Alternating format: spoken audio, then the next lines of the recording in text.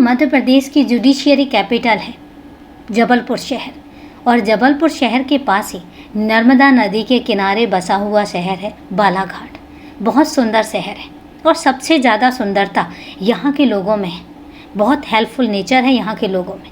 जब आप यहाँ जाते हैं और एक मदद मांगते हैं तो कितने ही लोग आगे आकर आपकी मदद करना चाहते हैं और उन्हें अच्छा भी लगता है ऐसा करके। लेकिन कहा जाता है ना कि जहाँ पर अच्छाई होती है वहाँ पर बुराई भी होती है।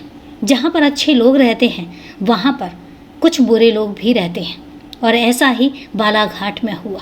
और जिसके हत्थे चढ़ा एक इंसान जिसने सुसाइड करके अपनी जान दे दी, और एक हंसते खेलते परिवार का एक कमाने वाला बेटा अपनी जान देकर अपने आप को शांति कर लेता है। लेकिन क्या है पूरी कहानी, आज हम जानेंगे पूरे विस्तार से। लेकिन उससे पहले नमस्कार दोस्तों, क्राइम चैनल पर आपका स्वागत करती हूँ और उम्मीद करती हूँ कि आप सब लोग स्वस्थ होंगे, सुरक्षित होंगे।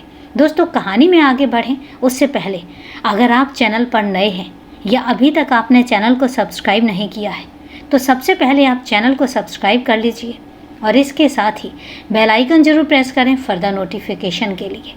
और इसके साथ ही कहानी में लास्ट तक बने रहें और कहानी के बारे में आपकी क्या राय है कमेंट करके ज़रूर बताएं। तो चलिए दोस्तों, अब आपका समय नहीं लेते और जानते हैं कि बालाघाट की आखिर ये कहानी क्या है।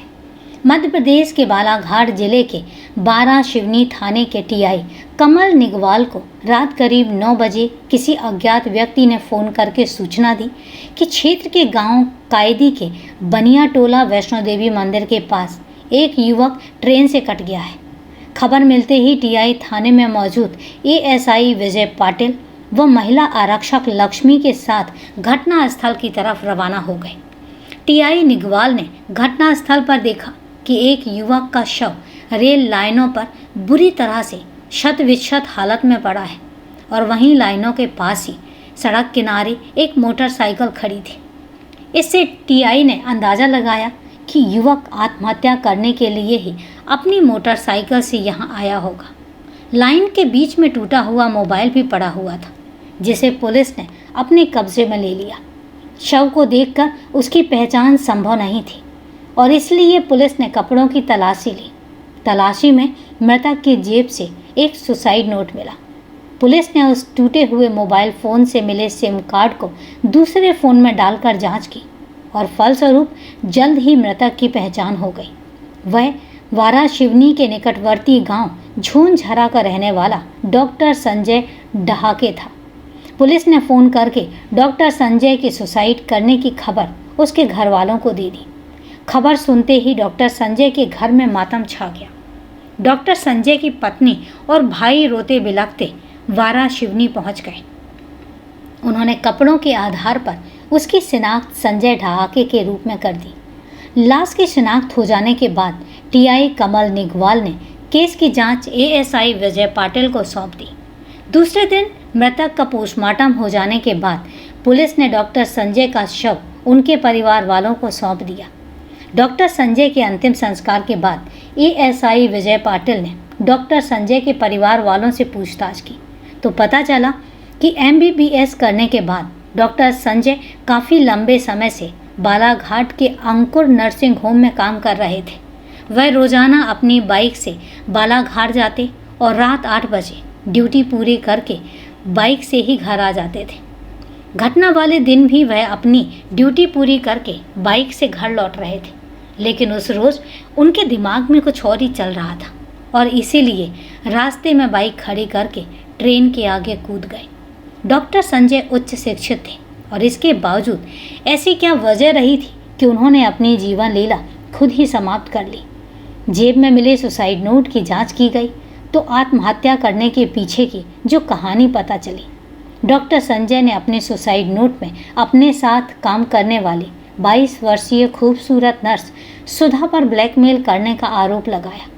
उन्होंने नोट में लिखा था कि सुधा ने उन्हें अपने रूप जाल में फंसाकर संबंध बना लिए थे और इसके बाद अस्पताल के सामने स्थित एक मेडिकल स्टोर पर नौकरी करने वाले अपने 25 वर्षीय जीजा मनोज दांदरे के साथ मिलकर उन पर शादी करने का दबाव बना रही थी।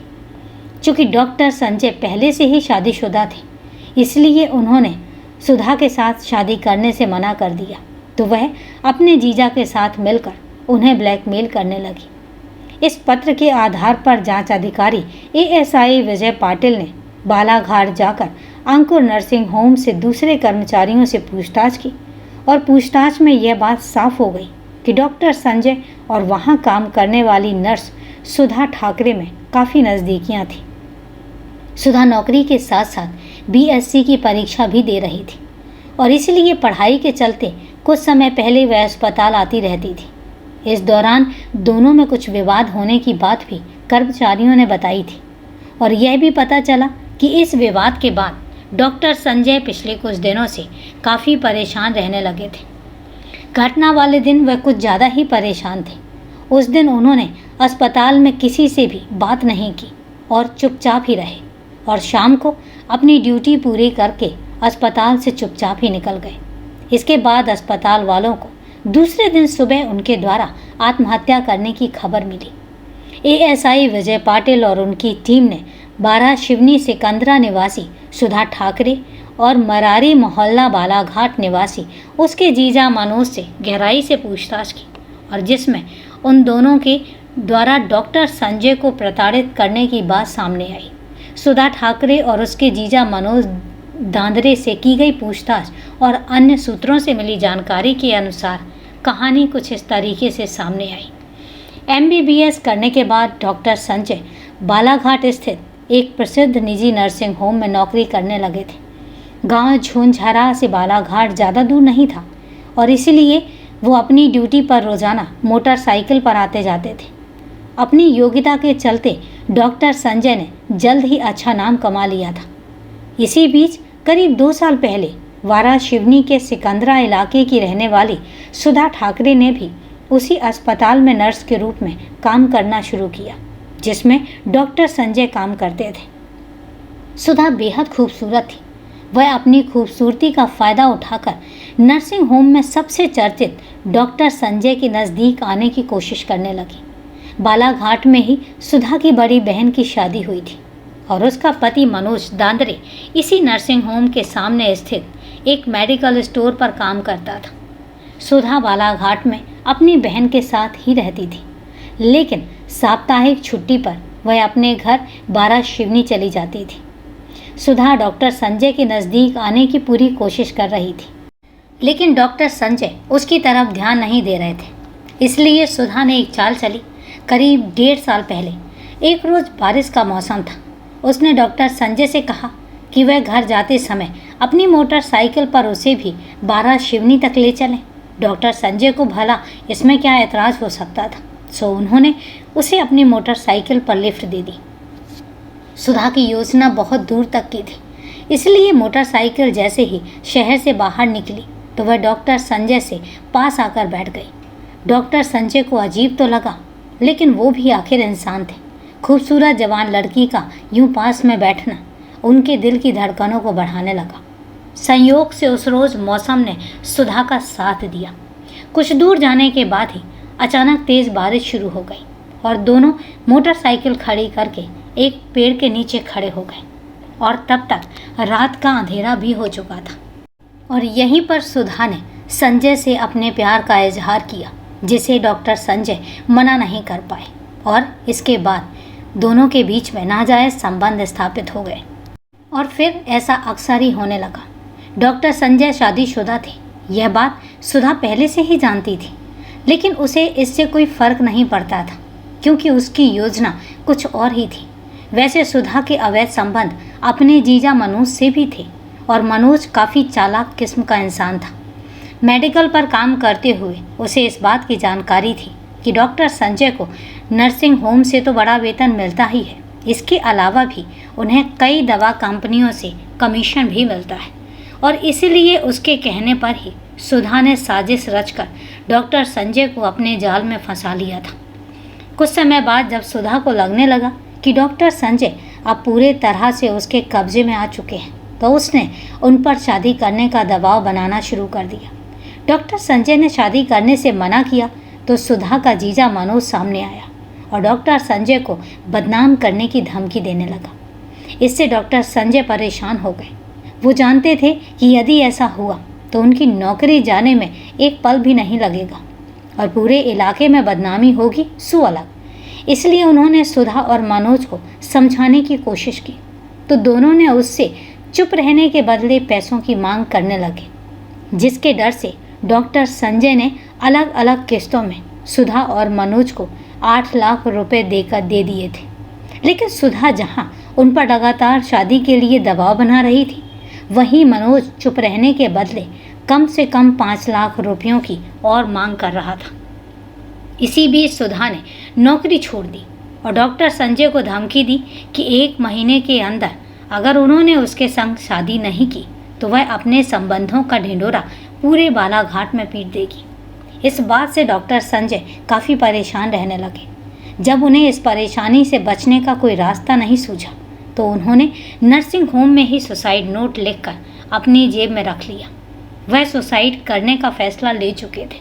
अपने गांव झूंझरा लौटते समय रात लगभग 8 बजे वह बनिया टोला स्थित वैष्णो देवी मंदिर के पास पहुंचे। उन्होंने अपनी मोटरसाइकिल वहीं पर खड़ी कर दी और बालाघाट की ओर से कटनी जाने वाली ट्रेन के सामने कूदकर आत्महत्या कर ली। पुलिस ने सुधा और उसके जीजा मनोज को भादमवी की धारा 306/34 के तहत गिरफ्तार करके कोर्ट में पेश किया और जहां से दोनों को जेल भेज दिया गया। तो दोस्तों, ये थी कहानी। जब हम इस तरीके की कहानियाँ सुनते हैं तो कई बार दिल दहल जाता है और ऐसा लगता है कि इंसानियत शायद हमारे अंदर से ख़त्म ही होती जा रही है, पर यह हकीकत है। तो दोस्तों, कहानी को लास्ट तक सुनने के लिए आपका तहे दिल से धन्यवाद। अब कहानी के बारे में आपकी क्या राय है, कमेंट करके ज़रूर बताएं। और आप सिलसिला शुरू होता है आपके कमेंट्स और मेरे जवाब का। तो मेरे पास जो सबसे पहला कमेंट आया है वो है एज़ यूजुअल सुषमा जी का।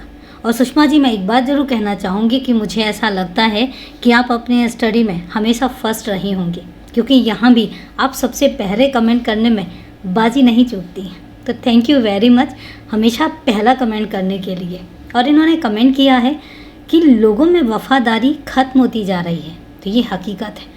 जैसे जैसे हम प्रैक्टिकल होते जा रहे हैं और वैसे वैसे हमारे अंदर की जो इंसानियत है वो ख़त्म होती जा रही है। लेकिन ये भी एक हकीकत है कि शायद पहले भी ये चीज़ें होती होंगी, पहले भी, लेकिन कहीं ना कहीं हम डर की वजह से या किसी और रीज़न की वजह से ये चीज़ें कभी बाहर निकल के आती ही नहीं थी। पहले भी कत्ल होते थे लेकिन कभी सामने आए ही नहीं। हाँ, आज इतना ज़रूर हो सकता है कि दुनिया बहुत प्रैक्टिकल हो चुकी है, तो ये चीज़ें जो है रेशियो बढ़ता जा रहा है और इसके कारण सिर्फ इतना ही है कि हम दुनिया की चकाचौंध में इंसानियत भूलते जा रहे हैं। तो thank you very much comment करने के लिए। और इसके साथ ही अगला कमेंट आया है खादिम जी का पाकिस्तान से और उन्होंने लिखा है हाय। तो हेलो सर, कैसे हैं आप? आई होप आप सब लोग बहुत अच्छे होंगे। इसके साथ ही अगला कमेंट आया है राहुल खत्री जी का और राहुल खत्री जी ने लिखा है हद है मैम, क्या कहूँ, कलयुग शुरू हो चुका है 2012 के बाद। तो राहुल जी, हकीकत यही है, कलयुग और सतयुग ये सब चीज़ें होती हैं, मैं मानती हूँ, लेकिन इसके बावजूद भी कहीं ना कहीं सिर्फ और सिर्फ इंसान की मानसिकता पर डिपेंड करता है। क्राइम तब होता है जब इंसान इस चीज़ को ठान लेता है। अगर वो इस चीज़ को ठान ले कि उसने क्राइम करना ही नहीं है, चाहे कुछ भी हो जाए, तो उसके भी बहुत सारे सॉल्यूशंस होते हैं। हर प्रॉब्लम का सॉल्यूशन होता है, बशर्ते कि हम उस प्रॉब्लम का सॉल्यूशन ढूंढना चाहते हैं कि नहीं। तो thank you very much comment करने के लिए, दिल से जुड़े रहने के लिए। बस ऐसे ही सपोर्ट करते रहें। और इसके साथ ही मेरे पास अगला कमेंट आया है राजवी की का और मुझे नाम समझ नहीं आ रहा, तो मैं हम्बल रिक्वेस्ट करूँगी कि अगर मैं नाम गलत बोल रही हूँ तो उसके लिए मैं क्षमा प्रार्थी हूँ, लेकिन उम्मीद करूँगी कि आप प्लीज़ कमेंट में अपना नाम ज़रूर मेंशन करें, क्योंकि मैं गलत नाम प्रोनाउंस करूँ उससे बेटर है कि मैं सही नाम प्रोनाउंस करूँ। इन्होंने कमेंट किया है कि बैठे बैठे मुफ्त का पैसा चाहिए इनको। वो डॉक्टर्स को ब्लैकमेल करने वाले गिरोह पे इन्होंने कमेंट किया है और हकीकत भी यही है कि कई बार हम बहुत इजी वे में पैसा कमाना चाहते हैं और यही रीज़न है कि जब हम शॉर्टकट अपनाते हैं तो फिर ऐसे काम कर जाते हैं जो काम इलीगल भी होते हैं, अनैतिक भी होते हैं और क्रिमिनल भी होते हैं, और जिसका पनिशमेंट हमें ताउम्र भुगतना पड़ता है। नाम बदनाम होता है, जेल की सलाखों के पीछे भी जाते हैं और इसके साथ ही आपके अंदर की इंसानियत मर जाती है। तो दोस्तों, ये थे आपके प्यारे प्यारे से कमेंट, और तहे दिल से धन्यवाद कमेंट करने के लिए। तो आज के लिए इतना ही। कल फिर मिलते हैं क्राइम की एक सच्ची कहानी के साथ। तब तक के लिए सेफ रहें, सुरक्षित रहें, और हाँ, अपना ध्यान जरूर रखें। जय हिंद दोस्तों, जय भारत।